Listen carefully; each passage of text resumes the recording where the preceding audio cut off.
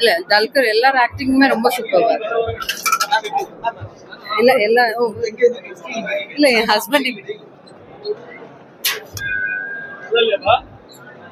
புரியல. படம் நல்லா இருக்கு சார். என்ன இந்த கதையில நிறைய கேஸ்லாம் போட்டாங்க. ஆமா, அதெல்லாம் தாண்டி எனக்கு ரிலீஸ் ஆயிருக்கு. இல்ல படம் நல்லா இருக்கு. கொஞ்சம் ஸ்லோவா போற மாதிரி இருக்கும், கொஞ்சம் பிளாக் அண்ட் ஒயிட் சென்சேஷன்ஸ்ல இருக்கும். பட் நல்லா இருக்கு. இதுக்கு முன்னாடி இந்த மாதிரி ஒரு ஹிஸ்டாரிக் படம்லாம் எடுத்தாங்க. ஆமா, அதை விட இது வந்து எப்படி இருக்குன்னா ஜேர்னர் வேற மாதிரி இருக்கு. ஜேர்னர் ஃபர்ஸ்ட் ஹாஃப் வந்து வேற மாதிரி இருக்கும், செகண்ட் ஹாஃப் வேற மாதிரி இருக்கும். சொல்லிட்டோம்னா கதை ரிலீவ் ஆயிடும். ஸோ அதனால ராணாவோட நடிப்பு நல்லா இருக்கு. துல்கர் சல்மான் சூப்பரா நடிச்சிருக்காங்க. அதே மாதிரி ஹீரோயின் சூப்பரா நடிச்சிருக்காங்க. எல்லாருமே அந்த கேரக்டர் வைஸ் அவங்களுடைய பங்கு வந்து நல்லா கொடுத்துருக்காங்க.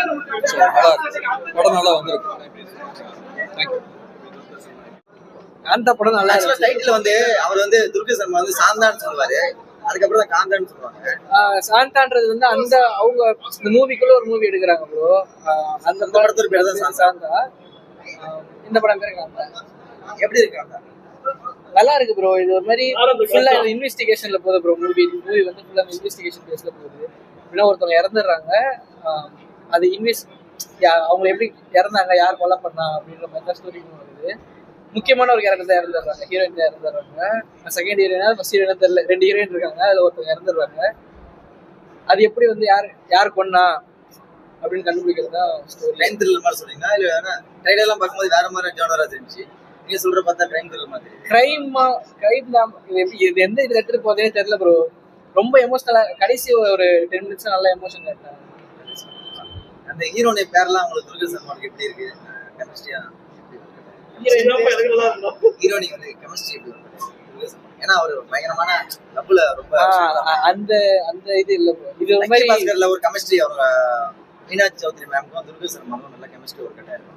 அந்த மாதிரி அந்த ஒரு மூவி மாதிரி தான் ப்ரோ. கண்ணும் கொள்ளெடுத்தல்ல அது வேற மாதிரி இருக்கும். அந்த ஒரு கெமிஸ்ட்ரி வேற மாதிரி எப்பவுமே செட் ஆகும் நல்லா. இந்த படத்துல எப்படி ஒர்க் அவுட் இது வேற டைப் ஆஃப் லவ். நீங்க சொன்னீங்களே இந்த லக்கி பாஸ்கர் அந்த ஒரு இதுல வரும். அப்ப ஹஸ்பண்ட் டீசன்ட்டான ஒரு ஹஸ்பண்ட் வைஃப் தான். கூட ஒர்க் பண்றவங்க லவ் பண்ணுவாங்க.